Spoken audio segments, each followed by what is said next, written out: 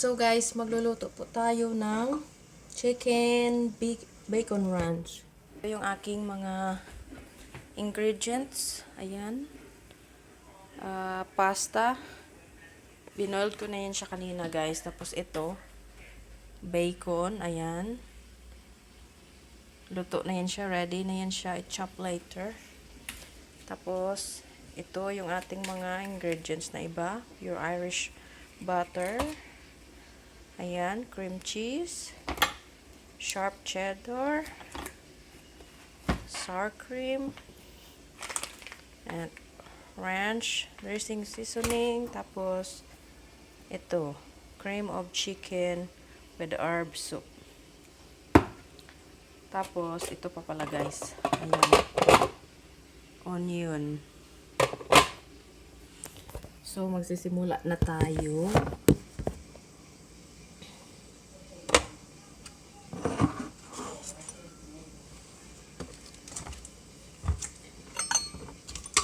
So, i-chop ko lang tong onion, guys. Ganda ng pang-chop ng onion ng aking biyanan, oh. So, gagawin mo, ilagay mo lang siya dito. Ito. Ayan yung pang-chop. Ilagay mo lang siya dyan. Tapos, ang laki ah. Ang laki. Ayan ako muna. Huwain.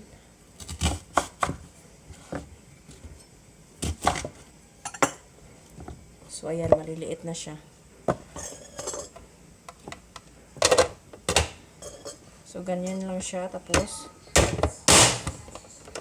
ayan.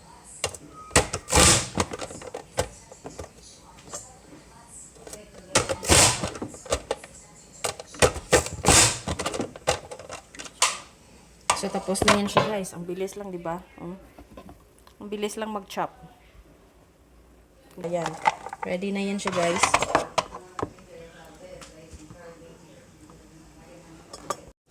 Tapos ito pa pala, guys, yung manok. Chop ko na siya kanina ng maliliit na cubes. Binoy lang yan siya. Tapos, chop ko siya ng cubes. So, ito yung ating paglulutuan na pan, 9 by 13. So, i-ready ko lang muna yung aking mga bacon.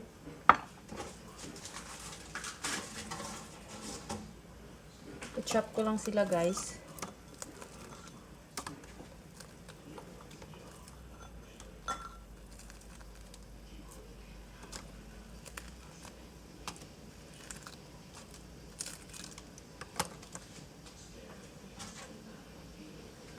Ayan.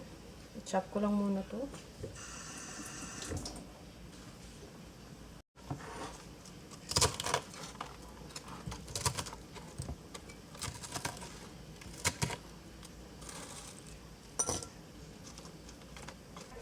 So, okay na yung ating bacon. Set aside ko lang muna yan kasi gagawa ako ng sauce. Install ko lang tong taganuhan ng cheese.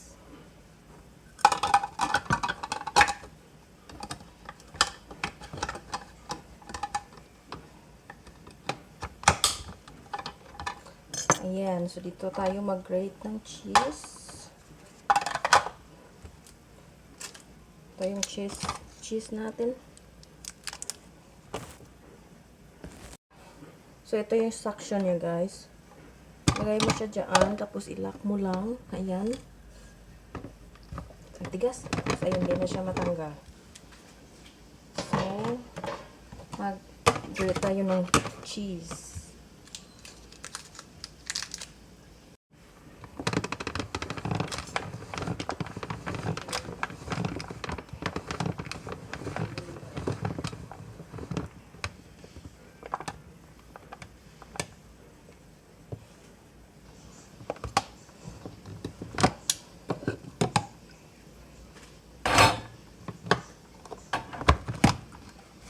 So, ito na yung ating na-shred na cheese. Ito naman, kalahati lang siya, guys. Kasi, ano lang, kailangan ko 4 ounces. Tapos ito, 8.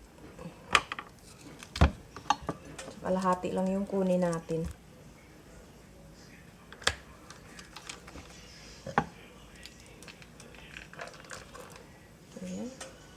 Tapos, ipasoftin natin sa microwave. Ayan.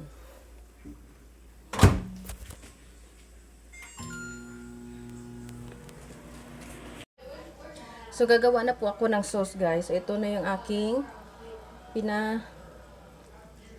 soft na cream cheese. Tapos, ito, cream of chicken with herbs.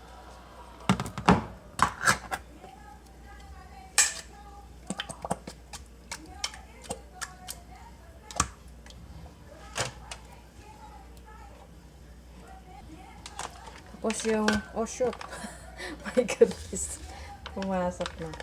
Ano yung aking ranch dressing?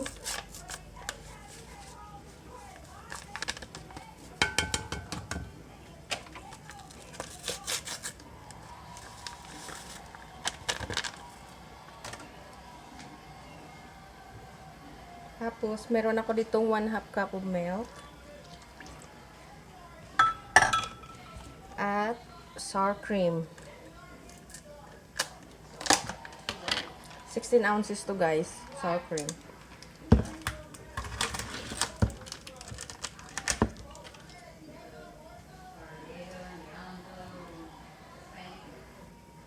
Lagay natin to lahat.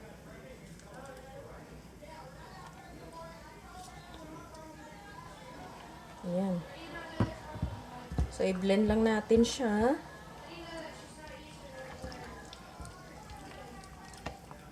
So, ito. I-whisk na natin.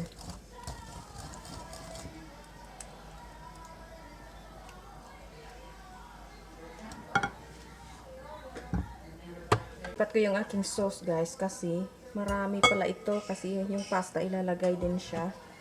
So, ilipat natin sa malaking bowl.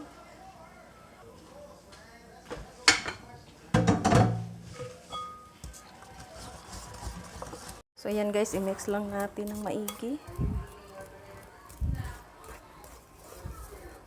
There. Tapos, magsuti lang ako ng onion. So, dahil wala akong mahanap na minced garlic, ito na lang, guys, fresh.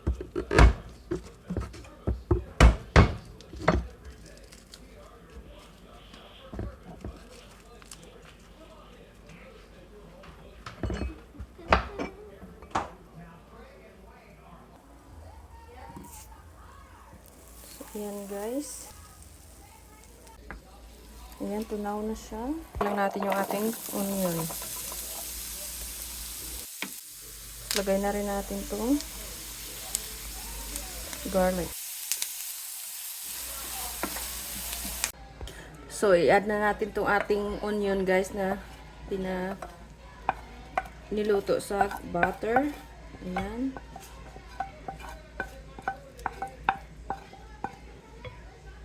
So, ayan siya. Tapos, ilagay na rin natin yung ating manok, guys, na 4 cups. Ayan.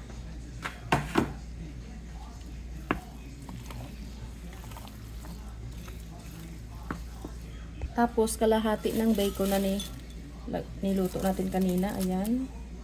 Yung kalahati. So, ayan, ihalo lang natin, guys. Tapos, ilagay na rin natin yung ating pasta.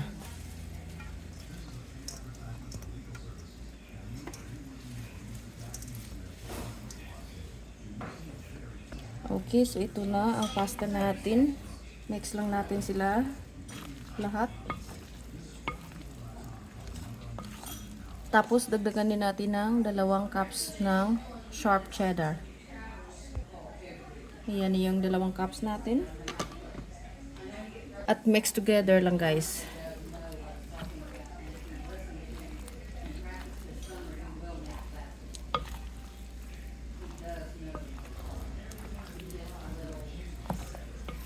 So, ayan na. Naghalo-halo na sila. I-mix lang natin maigi.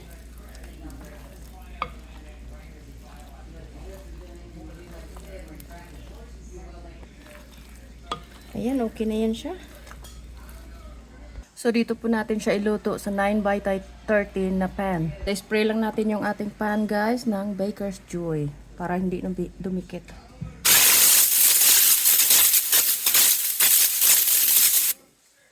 Ayan na, na-spray na natin.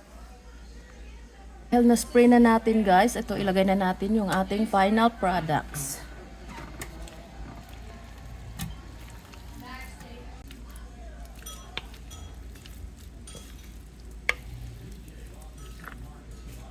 Rinse lang natin maigi.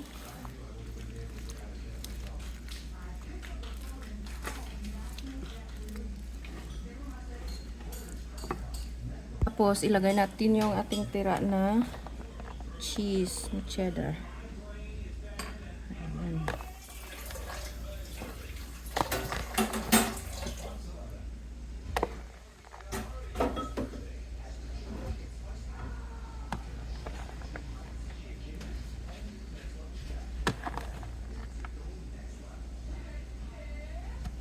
Yung kalahati nating bacon.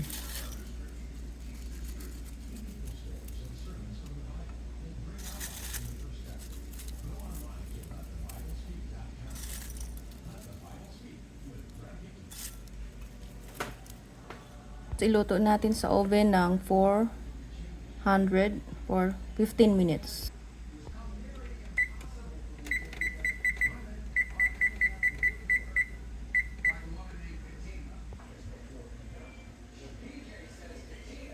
Ayan siya, tapos na 15 minutes. So kukunin na yan natin siya guys.